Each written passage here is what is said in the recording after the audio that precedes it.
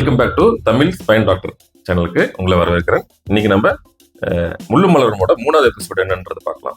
பொதுவாக கழுத்து வலி, இடுப்பு வலி, அதை சார்ந்த நரம்பு வலி எல்லாம் பார்த்தீங்கன்னா உங்களுக்கு வந்து ரொம்ப கவலை தரக்கூடிய விஷயங்கள். ஆனால் எல்லா கழுத்து வலி, இடுப்பு வலி, நரம்பு வலியுமே பார்த்தீங்கன்னா ஒரு மோசமான வலின்னு சொல்ல முடியாது. பொதுவாக பார்த்தீங்கன்னா இந்த உலகத்தில் ஒரு 80% of population at any point of time பார்த்தீங்கன்னா இந்த கழுத்து இடுப்பு வலினால பாதிக்கப்படுறாங்க. ஆனால் அவங்க தன்னுடைய வலியிலேருந்து மீண்டு வந்துடுறாங்க. இதுதான் இயற்கையான ஒரு கோர்ஸ். பாடி வந்து நம்ம நேச்சுரலா ஹீல் பண்ணக்கூடிய கெப்பாசிட்டி இருக்கு. அப்படி இருக்கும்போது மீதி இருக்கக்கூடிய அந்த 20% பார்த்தீங்கன்னாக்க அவங்களுக்கு கிரானிக்கா வந்து பெயின் வந்து அவங்களை வந்து அஃபெக்ட் பண்ணுது. ஸோ இந்த 80% பாப்புலேஷன் தான் நம்ம நிறைய பேர் பயந்துட்டு இருக்கோம்.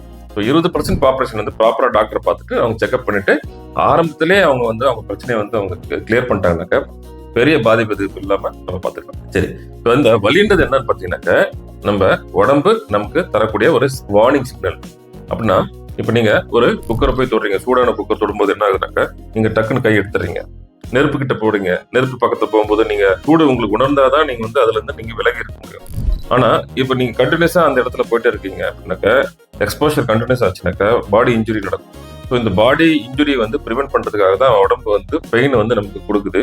இதே தான் நம்ம சுகர் இருக்கிற பேஷண்ட்கள் கால் பாதத்தில் ஏற்படுகிற சுகர் வந்து உங்களோட கூட்டை பாதிக்கும் போது உணர்ச்சி இல்லாதனால உங்களுக்கு கால் அழுகி போறது தன்மை இருக்கு. ஏன்னாக்க வலி உங்களுக்கு உணர தர முடியாம போயிடும்.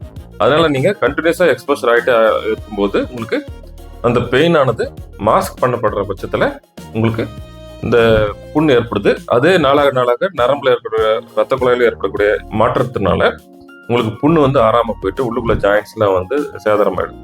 ஸோ பெயின்ன்றது வந்து ப்ரொடெக்டிவ் மெக்கானிசம். அதனால வந்து பெயினை பத்தி நம்ம வந்து ரொம்ப பயப்பட தேவையில்ல. இது வந்து கடவுள் வந்து நமக்கு கொடுத்துருக்கிற ஒரு பிரசாதம். சரிங்க, இப்ப இந்த கழுத்து வலி, இடுப்பு வலி என்னென்ன காரணத்தினால வருது பார்த்தீங்கன்னா பொதுவாக வந்து எல்லா இந்த கழுத்து வலி, இடுப்பு வலியுமே வந்து டிஸ்க்குன்னு சொல்ல முடியாதுங்க.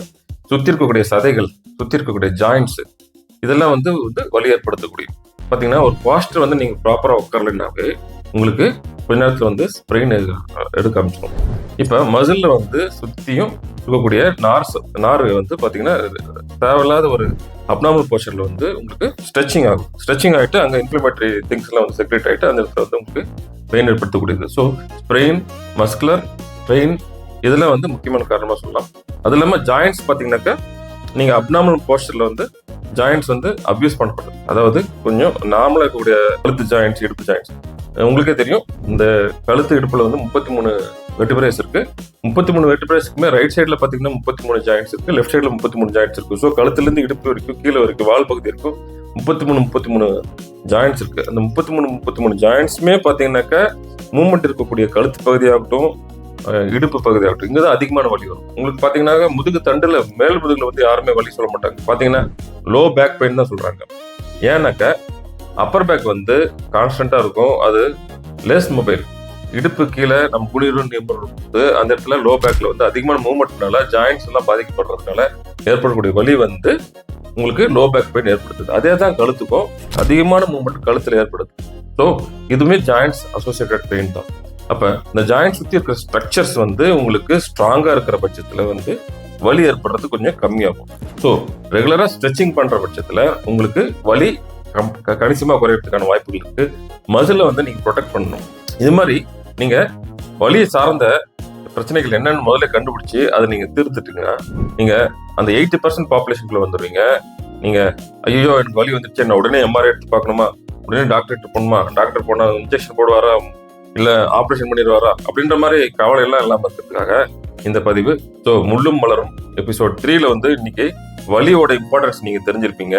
மீண்டும் அடுத்த பகுதியில அடுத்த எபிசோட்ல நம்ம இந்த முதுகுத்தண்டோட வலி பத்தியும் அது என்னென்ன ரெட் பிளாக் சைன்ஸ் இதை பத்தியும் நம்ம தெரிஞ்சுக்கலாம். அது வரைக்கும் உங்களிடம் விடைபெறுவது டாக்டர் தனசேகரன். நன்றி, வணக்கம்.